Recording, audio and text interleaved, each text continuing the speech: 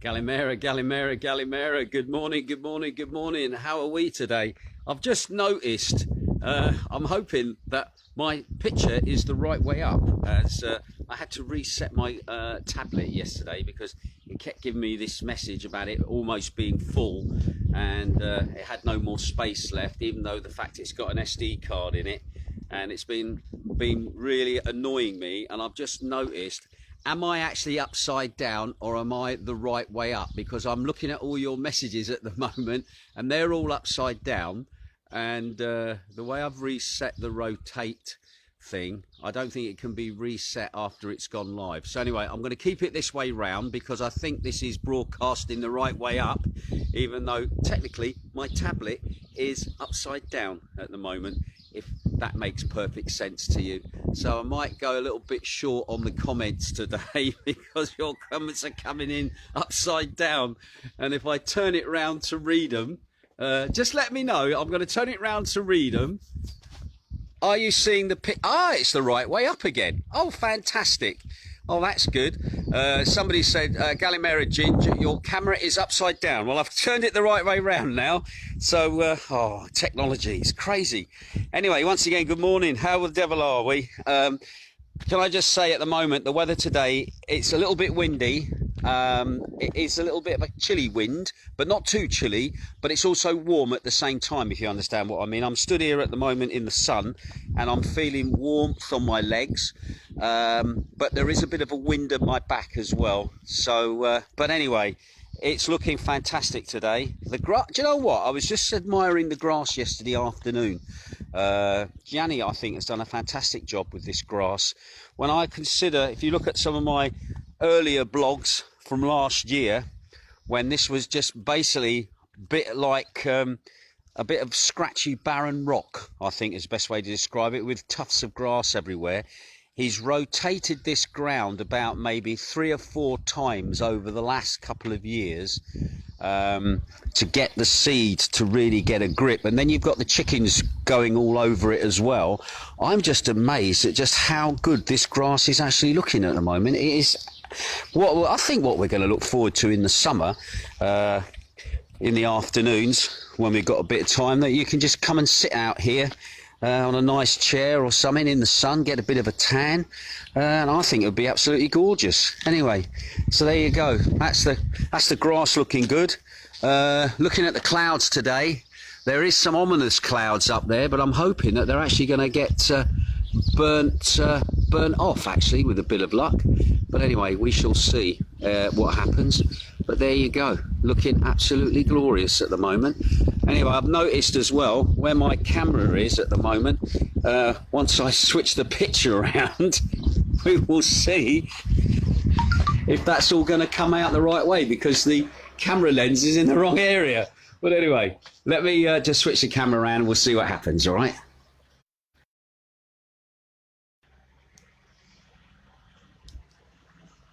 Right, there we go. Camera is now round. And the camera at the moment, I've got to reset all this when I get back in, because my laptop is, my thing is definitely upside down at the moment. But anyway, we'll crack on. Right, today then, 7th of April 2021. It's a Wednesday. Can you believe how quickly this week is going? And also, don't forget, today is a broadcast day for me. Live broadcast later on this afternoon, 3 o'clock your time, 5 o'clock my time. Requests and inspirations. Any requests, just stick them down in the comments and I will get them for a later on show. Right, okay, so COVID in the last 24 hours here in Greece, not looking good at the moment. We've had 4,309 new infections, which were recorded yesterday, which was up from the 1,866 that I'd reported on the day before. This new amount is just shy of breaking the daily record. The daily record for the amount of infections has been 3,340, and that was on the 30th of March. So as you can see, our numbers again are creeping up. But that brings the total amount of infections to 281,570 since the pandemic started last year. There were 30 new cases identified at entries into the country. That's also up from the 6 of the previous day. And according to the national stats yesterday, there were 2 new cases in Macardo, there were 5 new cases in Kefalonia, 10 new cases in Corfu, and also 10 new cases in Zakynthos. Locally, I can report to you at the moment that what can be confirmed is that we've had 9 new cases here on Zakynthos. 9 of those cases, of which 6 were identified by molecular testing by the rapid test people, and 3 also have been detected as well from rapid testing as well. Where the locations are for those, who they are, what they are, not been told, but those are the numbers that are being reported locally in the paper, as opposed to the national stats. And as you know, I always prefer to err on the local stats rather than on the national stats. So at the moment, another thing that did come out yesterday, that we have 12 people hospitalised at the moment in the coronavirus clinic, and 1 person is still in the ICU. And at the moment, people have been asking about that person. I have had no information as to who they are or how long they've been in there. And again, people are, you know, concerned that that person is going to be okay. Anyway, that means that since the pandemic, since the beginning of the year, Zakynthos has had 338 positive cases on the island. And this month alone, we've had 54 cases for April so far. So again, that's still quite a number, and we're only into the 5th of April at the moment. When it comes to deaths at the moment across the country, it's been reported that we've had 79 deaths across the country, which is up from the day before where we had 73. So the total number of fatalities now since the pandemic started has been 8,532. The average age of those is 79 years of age, and 96% of those people had underlying health conditions or were over the age of 70. So at the moment, just to put that in context, the average daily death rate in 2019, before the advent of COVID, was about 329 deaths a day on average. And as for Zakynthos, we've had no deaths reported for this month, although we have had 3 deaths since the beginning of the year. As for critical cases at the moment, critical cases, believe it or not, are actually down.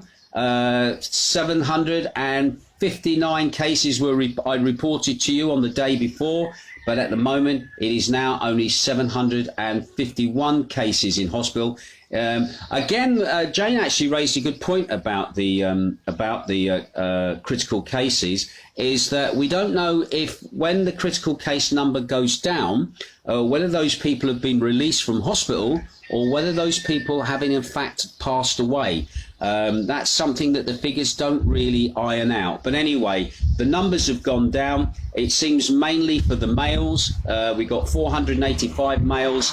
I noticed their number had dropped, where the female number of 266 had actually had stayed the same. Right. As for here, once again, just to remind you, we've got 12 people confirmed in the COVID clinic here in Zakynthos, and one person actually in one of the ICUs also in Zakynthos in the COVID clinic as well. Right, let's have a look at today's news then. Just to let you know, if you're an expat, all right, and you want an actual vaccine, it seems that you can now qualify for a COVID vaccine in Greece, and you have to require registration through AMCA. They are now going to run a temporary AMCA registration for expatriates and people like that who, for whatever reason, do not have access to the Greek national health. You can now actually get a temporary AMCA number to qualify for that. So the government is seeing that it's important now that everybody gets the opportunity, if they want that opportunity, to have the vaccination. And so you can now get a vaccination for free from the Greek government just by clicking on a forum. I will put a link up for you after this broadcast so that you can click onto that online forum where you can go in and actually register to be able to get an AMCA number. I'm not sure if you can do it through your local pharmacy, whether they're able to do that. If anybody can find that out and let me know, that would be fantastic, all right? But anyway, so now if you are an expatriate and you are not part of the national health system here, because you've got either private insurance or you've made your own provisions, it looks like you can get a free vaccination, all right? Anyway, also interestingly, yesterday, I was looking yesterday when I went into town at how the shops are reopening at the moment, and also reading what the local press is saying about how they feel about... Sorry, I'm jumping ahead here. I do apologise.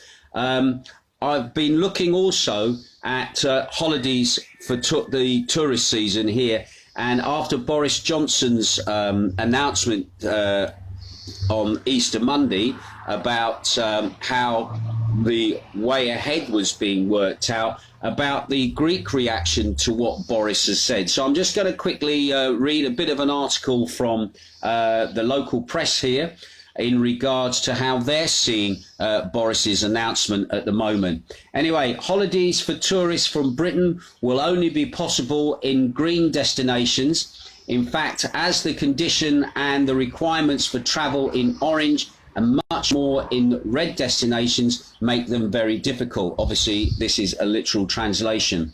Following yesterday's announcement by the British Prime Minister Boris Johnson, the responsibility is now transferred to the destinations to manage the demands of the British themselves.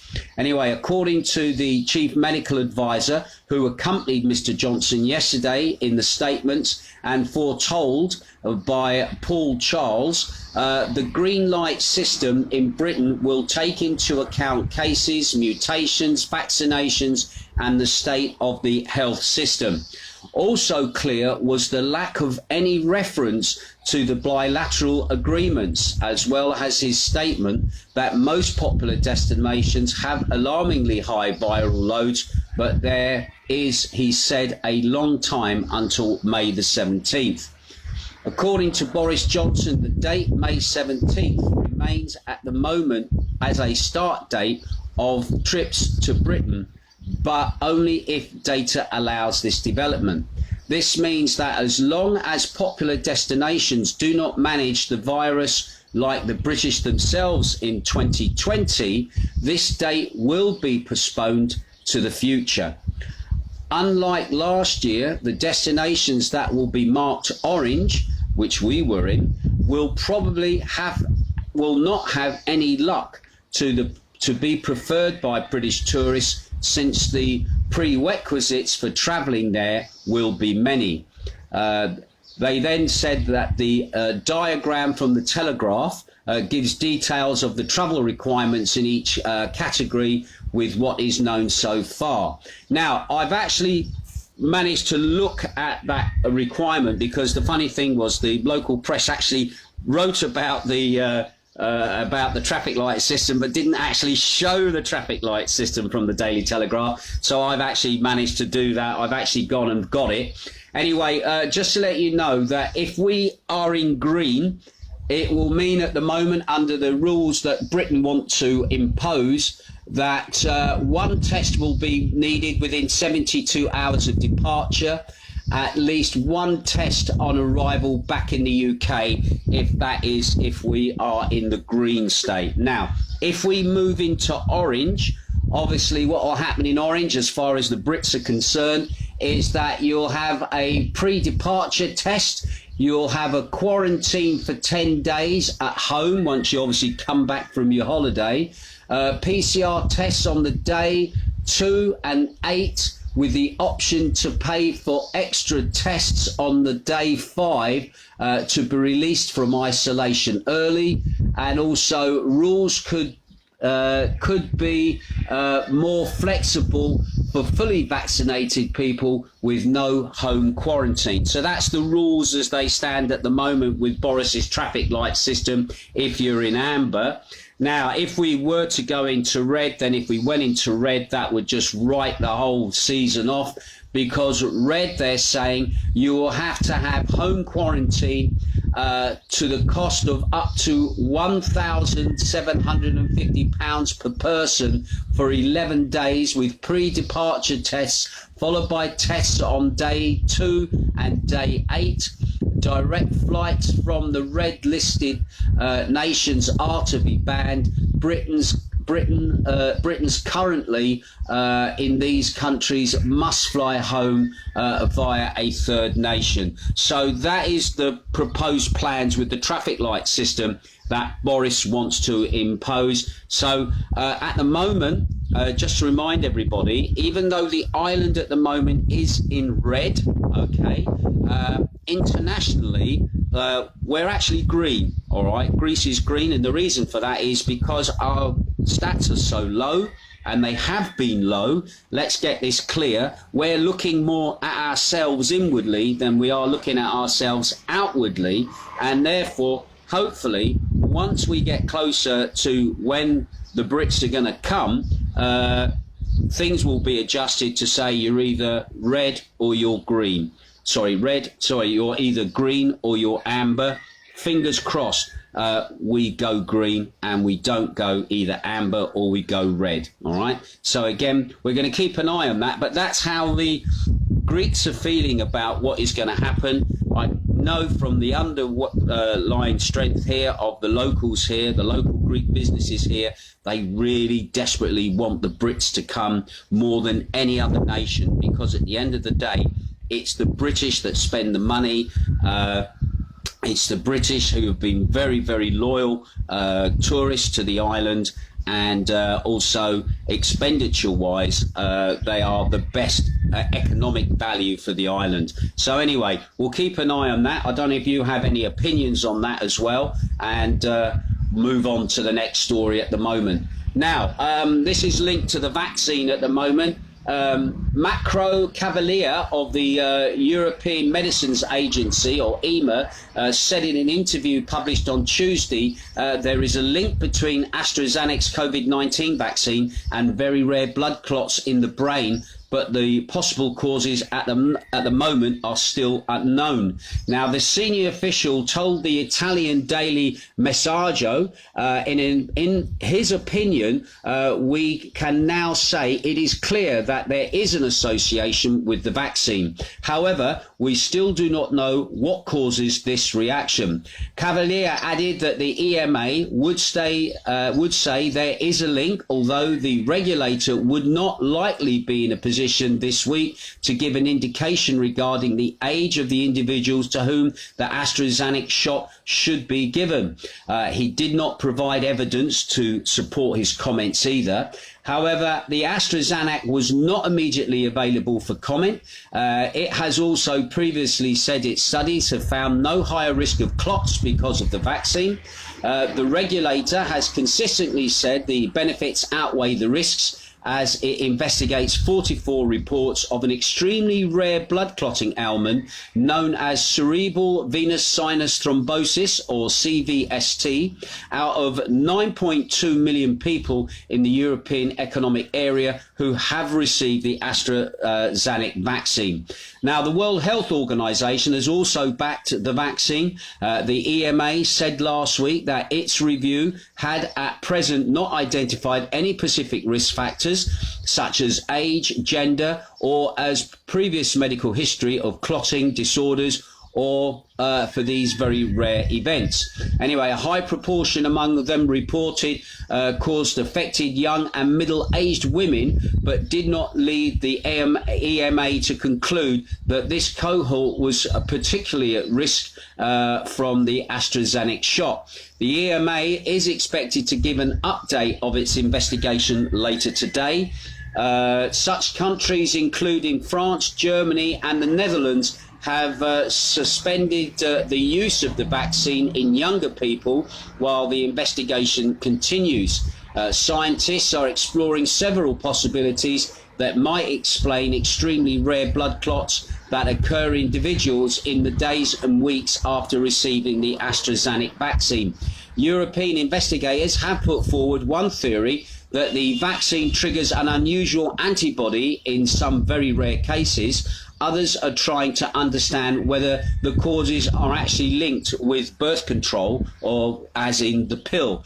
Anyway, but many scientists say there is no definite evidence and it is not clear whether or why AstraZeneca's vaccine would cause an issue not shared by other vaccines that target similar parts of the coronavirus. Anyway, in a separate interview, Armando Giovanni, a member of the EMA's Committee for Medical Products for the Human Use, or the CHMP, told the La Stampa Daily that it was plausible that blood clots were correlated to the AstraZeneca vaccine. So there you go. Once again, I leave that up to you, whether you want to have the shot or not. But just to put you in mind, there's going to be some announcement later today as to the validity of these cases. And again, 9.4 million people have had the vaccination according to the EMA across Europe, and of that 45 people have had a side effect to it. But again, we'll keep our eyes open. Again, it's up to you whether you want to have the vaccine or not. I leave that ball in your court. Anyway, this is the bit I was jumping the gun a bit on about the traders here. Another article that appeared in the local press, this was an interesting one as well, about how local traders are feeling about now that they're allowed to reopen. And yesterday, I did go into town yesterday to do some administration. And also as well, I was just curious to see how the shops were getting on with the new rules in place. And to be honest, I couldn't see a lot of difference, to be honest. One thing I did notice, using Jumbo as an example, I was expecting to have to like click and collect, phone a number, be allowed in for an appointment, etc. But to be honest, in the reality on the ground, a lot of the shops aren't doing that. What Jumbo did when I went there is you queued up outside, you waited your turn to go in, you were given a fabloned piece of paper with a load of instructions on it. It was their way to control the amount of people going into the store, and then you could wander around at your ease, get what you wanted, then go to the checkout. You could pay in cash, as I did, and then obviously hand your little fablon piece of card back, where they would probably clean it, to be given to the next person that was going to come into the store. So to be honest, I think there's been a sense of normality that's gone back into shopping there. I noticed other little shops up and down the street. They again were allowing people to come in and obviously controlling the amount of people coming into their stores. So all in all, it looked a little bit more of a normality coming back to doing normal shopping in Alexander Roma Street, around the areas of the main town. I didn't see anybody having to book appointments. I didn't check on the hairdressers and those sort of places, but I did notice I didn't see anybody having to book appointments. The doors were open. If you wanted to go in and shop, you could go in and shop, although they were controlling the amount of people going into their stores, which is what everybody's been asking for. Let's have some common sense with this. Let's not have hysteria. And again, they are allowed to turn and burn. Anyway, going on on that little anomaly of what's going on, I was looking at the article in the Emira newspaper yesterday, one of the local newspapers, that said that the traders of Zakynthos that have gone through a difficult period with their businesses due to the restrictive measures on the island, while it's been located in deep red and having to remain closed for weeks, with their expenses that are running, the situation has reached a tipping point since even the market does not recover overnight, and several stores, as they say, will remain locked. Now that means that stores are not taking the risk to reopen, or either that some stores will never reopen because obviously they've just basically run out of money and gone bust because of the lockdown. Anyway, the local paper said already things for Monday's first day were not positive for entrepreneurs, with consumers being particularly reluctant due to the coronavirus pandemic. I would think that most people, it's not so much they're reluctant to go shopping, it's probably a lot of people have got no money to go shopping. At the moment, most people have been surviving on what they've been getting on their ICA or their money that they've saved. I've had a lot of people, expatriate people, turning around to me and saying that they're relying on their savings now to have got them through this winter. So again, I think sometimes people are shopping, obviously, if they need something, if they want something, and obviously if they have the money. So don't expect a massive rush back to the shops, if you see what I mean. Anyway, as the merchants pointed out, they said it will be difficult to take a reasonable amount of time for customers to trust the return and for them to be able to visit the stores and shop for whatever they want. They said the downside for businesses is that all this time it has been out of stock, and this is the big financial blow to the market that needs money to stand on its own 2 feet and be able to get in line. As long as the products, and especially the older ones, do not leave, the financial costs for the shops will be even higher. He says our businesses will find their way.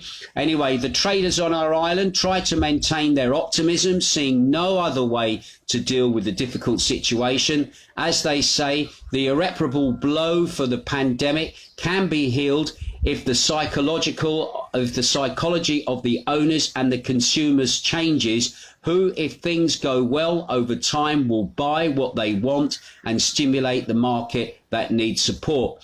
From there and beyond is the summer season, which is a best bet for the shops, since they hope that this year more people will come to our island and the satisfactory income will enter their coffers. So again, yeah, it's common sense, really. We need the people to come.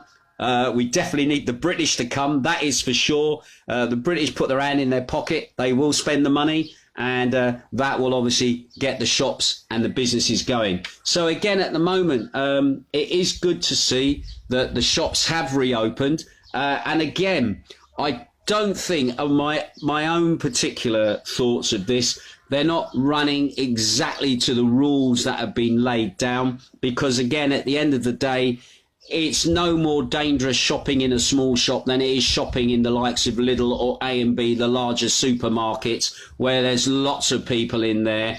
Most shops have 1 or 2 people walking about, and common sense says as long as you control that within your small little shop and your door is open and you're able for people to come and see your products, come and see what goods you have to buy, that is more likely to encourage people to come and spend. But on the other hand, a lot of people now at this point of the year, with everything that's been going on, they will probably be feeling the pinch now economically, and people are still waiting for money from ICA as well, because ICA are still paying out money, unemployment benefits to people as well. And I know people are really desperate now that they're going to qualify and be able to get their ICA support for this next last bit before we see what kind of a season that we're going to have. And fingers crossed, we are going to have a good season, because again, we are one of the best places in the world to come to. We've handled the pandemic in some respects better than other nations have handled it, and obviously people still want to get away and come over and come on holiday, and all we got to rely on now is that Boris does not start the wheeler dealer of testing. And I know the EasyJet man was saying just the other day, the CEO of EasyJet, it's going to boil on testing as well in the UK for coming away. People reporting £120 for one test, and you're going to have 2 tests, one for going, one for coming back, and then another 2 odd tests to be able to go back to work. These tests, in reality, they should be free. They should be free, because at the end of the day, the British taxpayer has paid for those tests, and you should be able to get one of those as and when you want it and not have to pay for it, because, to be honest, as far as I'm concerned, they've been given them They haven't bought them, they've been given them. The government's bought them and distributing them. So I would like to see testing in the UK being free for whenever you want it. And especially if you want to go away, you shouldn't have to penalise people for going away, because as somebody said to me yesterday, you create a two-tier system on travel. Those that can afford it and those that cannot afford it now, because the cost of the testing now is probably more than what the holiday will cost as well. But anyway, I digress on there. Right, another sad story again in the press. And again, just to make you realise, it happens everywhere in the world. It doesn't just happen on your own doorstep, but it happens everywhere else. An 83-year-old man appeared before an Athens prosecutor on Monday. He was charged with repeatedly raping his granddaughter, who's now 17 years of age. Now, according to the Athenia Macedonia news agency, he was arrested on Friday after a complaint was filed to the police by the alleged victim and also her mother. According to what the girl told the police, her grandfather had been raping her for years, but she was too afraid to speak out. Well, anyway, that man has now been taken into police custody. We know no more than that. But once again, just to remind you, if you're experiencing any domestic or sexual violence and you live in Greece, just to remind you that you can either go to the Greek police using the number 100, or you can call a dedicated helpline which exists in the country, which is 1440, 1440. That's a special helpline. It is tasked by people who speak not only Greek, but they also speak English as well, and they will be able to help you. They'll be able to get you legal counsel if you require it, or they can just be an ear to talk to obviously for you to explain what's going on. So once again, I'll give you that number. The number is 1440. Right, and finally, something a little bit lighter, okay? How many of you got a mini minor? I've got a stop press for you there. Oh, how many? A stop press? Yes, my love. Piece of paper. Oh, bless you. Jane has just brought me a stop press. Absolutely fantastic. Jane's written this down to me. I'm going to quickly go into that. The case against Matt Hancock to open pubs and restaurants at the same time as shops was heard yesterday. It's being given a full hearing on the 19th of April, where he has to explain why pubs, restaurants and shops cannot open in the UK. So there you go. Oh yeah, sorry, why the pubs and restaurants can't open at the same time that the shops do. So good for that. Maybe we could do with that here as well. Maybe if they're opening the what do you call it, the shops and the shops here, and the supermarkets are still open, why can't they open the bars and restaurants? So can I say thank you to my behind the scenes producer, the lovely Lady Jane, for that little stop press as well. Thank you, my lovely. Oh, bless her. I'm really chuffed about that. Anyway, what was I going to go on about? Yes, of course. How many people have seen or have owned a mini minor, or you've had a Morris 1000, all right? A Morris 1000, the Moggy Minor, and also the old Mini. Well, in fact, it's got a link to Greece. I only discovered this yesterday. The names are Alexander Arnold Konstantai Izonis, CBE, FRS, RDI.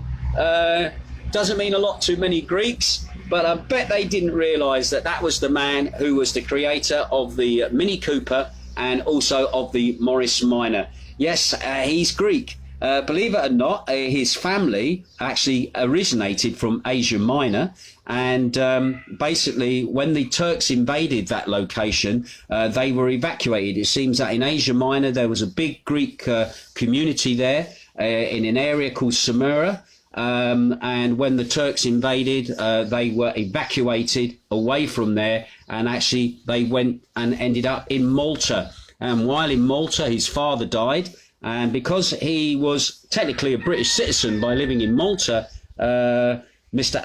Sir Alexander was allowed to come to the UK, where he studied at the Battersea Polytechnic because he kept failing his maths exam to try and get into one of the universities there.